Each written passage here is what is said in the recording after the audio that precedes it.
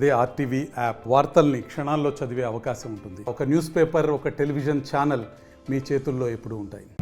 మిగిలిన బూతులన్నింటినీ కూడా one sided గా పోలింగ్ జరుగుతున్నటువంటి స్థాయి నుంచి తెలుగుదేశం పార్టీని ప్రతి ఒక్క బూత్ లో కూడా ఏజెంట్ పెట్టే స్థాయికి కష్టపడి మీ అందరి సహకారంతో తీసుకొని రావడం జరిగింది. తెలుగుదేశం పార్టీ అంటే ఒక మాతృ సంస్థగా భావించా. తెలుగుదేశం పార్టీ నా సొంతమని భావించా. తెలుగుదేశం పార్టీ నాదే అని భావించా.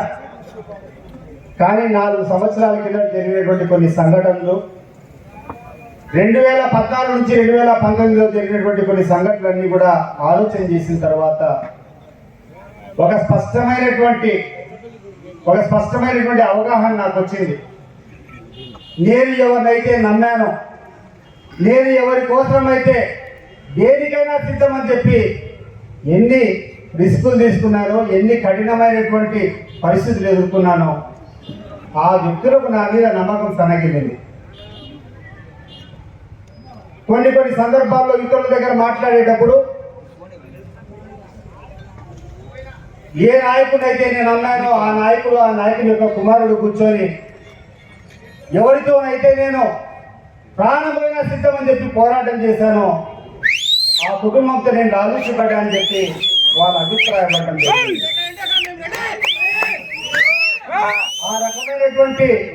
ఆ రకమైనటువంటి అభిప్రాయంలో వాళ్ళు ఉండాలని తెలిసినప్పుడు నేను పార్టీకి రాజీనామా చేసి ఇటువంటి పార్టీలో నేను ఉండడం సమంజసం కాదని చెప్పి నేను బయటకు రావడం జరిగింది.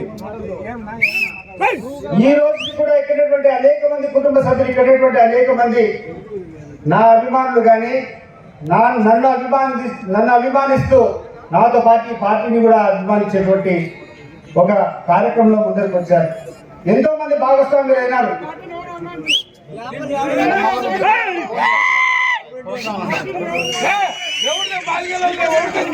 అయినప్పటికీ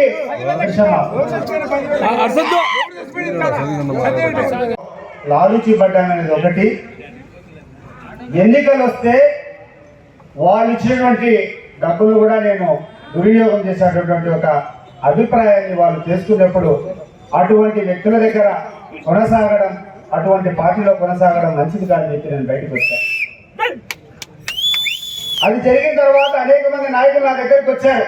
ఇక్కడ స్థానికంగా ఉండేటువంటి తెలుగుదేశం పార్టీ నాయకులు ఎవరైతే నాతో మిత్రులుగా ఉన్నారో, ఎవరైతే నాతో కలిసి అడుగులు వేశారో గడిచిన 20 సంవత్సరాలుగా, అన్నా ఇది మన సొంత పార్టీ, నువ్వు ఈ పార్టీని విడిచిపోతే ఎట్లా, ఈ పార్టీలో నువ్వు ఉండాలా అని చెప్పి చాలా మంది నన్ను అడగడం జరిగింది.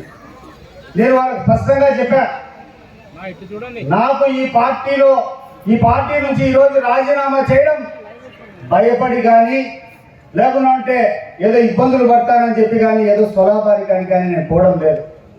మరి ఆదినాయకుడు ఈ రకమైనటువంటి అభిప్రాయం నాతో ఉండేటప్పుడు ఈ పార్టీలో కొనసాగడం కరెక్ట్ కాదు అని చెప్పి నేను వాళ్ళకి చెప్పాను. నాకు అత్యంత సన్నిహితులు కొంతమంది ఒక గ్రూప్గా వచ్చారు. సార్ అన్నా, మేము చంద్రబాబు నాయుడు గారితో మాట్లాడతాము, ఇవన్నీ కూడా అభిసిపోయేటట్లు మేము చేస్తాము అని చెప్పి నా దగ్గరికి వచ్చి నేను అనుమతించుకునే వాళ్ళు పోయి చంద్రబాబు నాయుడు గారిని అడగడం జరిగింది. తెలుగుదేశం పార్టీలో ఉన్నటువంటి అనేక సీనియర్ నాయకులు, నా మిత్రులు చాలా మంది చాలా పెద్ద మంత్రి పదవులు చేసినట్లు కూడా చంద్రబాబు నాయుడు గారి దృష్టికి తీసుకొని పోవడం జరిగింది. ఈ రకంగా సతీష్ రెడ్డిని మీరు అన్నారంట, మీరు అన్నప్పుడు ఆయన బాధపడుతూ ఆయన రాజీనామా చేశాడు, మీరు దీన్ని ఖండించి తిరిగి ఆయన పార్టీలోకి ఆహ్వానిస్తే బాగుంటుందని చెప్పి అనేక మంది చంద్రబాబు నాయుడు గారి దృష్టికి తీసుకొని పోవడం జరిగింది.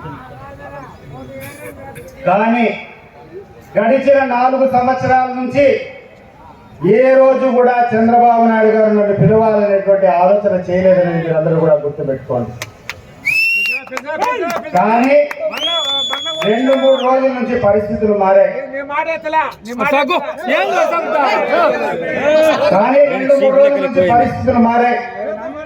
మరి స్థానికంగా ఉన్నటువంటి మన ముఖ్యమంత్రి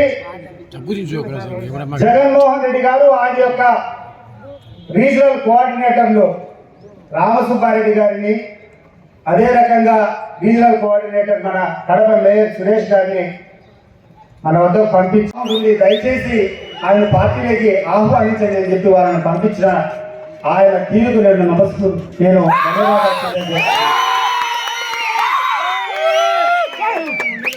ఎవరి కోసం అయితే నేను సేవ చేశానో, ఎవరి కోసం అయితే నేను ప్రాణాన్ని పణంగా పెట్టి త్యాగం చేశానో, ఎవరి కోసం అయితే 25 సంవత్సరాలు నేను పోరాటం చేశానో ఆ వ్యక్తి నా గురించి పట్టించుకోలేదు. కానీ ఎవరితో అయితే నేను పోటీ చేశానో, ఎవరితో అయితే నేను భీకరంగా పోరాటం చేశానో ఆ వ్యక్తి వచ్చి స్నేహాస్తం ముందరికిచ్చి మీరు మా పార్టీలోకి రావాలని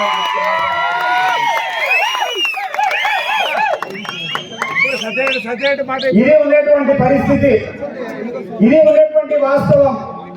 ఇది జరిగిన మరుసటి రోజు నా మిత్రుడు బీటెక్ రవి 20 సంవత్సరాల నుంచి మాతో పాటు తెలుగుదేశం పార్టీలో ప్రయాణం చేస్తున్నారు.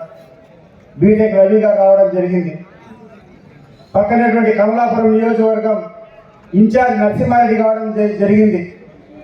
తెలుగుదేశం పార్టీ చాలా సీనియర్ నాయకులు టీడీ జనార్దన్ కానీ, అదే నా సమీప బంధువు ఈరోజు పొలిట్ బ్యూరో ఉన్నటువంటి శ్రీనివాస్ రెడ్డి గారు కానీ వీళ్ళందరూ కూడా నాకు ఫోన్ చేసి నువ్వు పార్టీలోనే ఉండాలా అని కోరారు.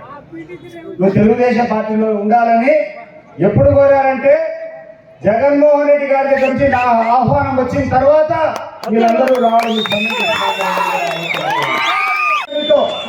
నాతో పాటు తెలుగుదేశం పార్టీకి ఓట్లు వేయించిన నాతో పాటు ప్రతి ఒక్కరు కూడా సైకిల్ గుర్తుకు ఓటేశారు, పద్ధతిగా మోసారు.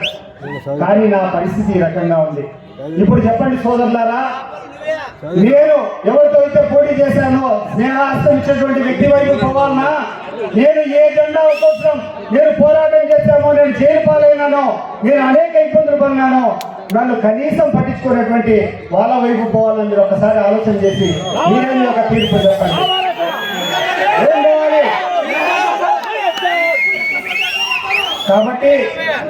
కాబట్టి ఈరోజు ఒకటే నిర్ణయం తీసుకున్నా. రాజకీయంగా నేను ముందరికి పోవాల్సినప్పుడు ఒక మనసున్నటువంటి మనిషి సపోర్ట్ నాకు కావాలి. నేను ఆ వ్యక్తి చంద్రబాబు నాయుడు గారని ఆ పార్టీ తెలుగుదేశం పార్టీ అని చెప్పి ఇన్ని రోజులు భ్రమలో ఉండిపోయినా, కానీ ఈరోజు తెలిసింది, 4 సంవత్సరాల కిందటే తెలిసింది, ఈరోజు మరింత దృఢపడింది. కేవలం వీళ్ళు అవకాశం కోసం వచ్చే వాళ్ళే తప్పితే మనస్ఫూర్తిగా ఎవరిని కూడా అభిమానించేటువంటి గుణం వాళ్ళకి లేదండి. ఈరోజు ఎక్కువగా ఎవరి గురించి మాట్లాడదలుచుకోలేదు. మీరందరూ కూడా 2.5-3 సంవత్సరాల నుంచి అడుగుతున్నారు ఏ పార్టీలోకి పోదామని చెప్పి. నిన్న మొన్న వచ్చి రామ్ సుబ్బారెడ్డి గారు, సురేష్ గారు వచ్చి వైఎస్ కాంగ్రెస్ పార్టీ తరఫున మరి స్వయంగా ముఖ్యమంత్రి గారే పంపించారు, మీరు రావాలని చెప్పి ఆహ్వానం పంపించిన తర్వాత నేను దానికి అంగీకరించాలన్నా వద్దా మీరందరూ కూడా చెప్పండి సోదరులారా.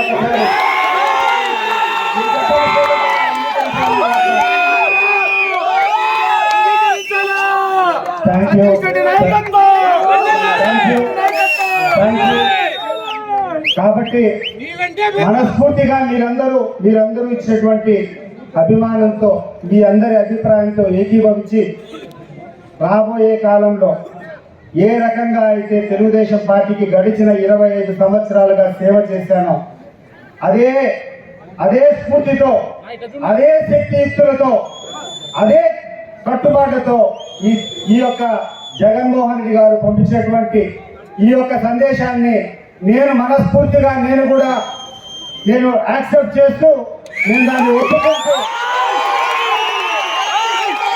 ఒప్పుకుంటూ వైఎస్ఆర్ కాంగ్రెస్ పార్టీలోకి చేరేదానికి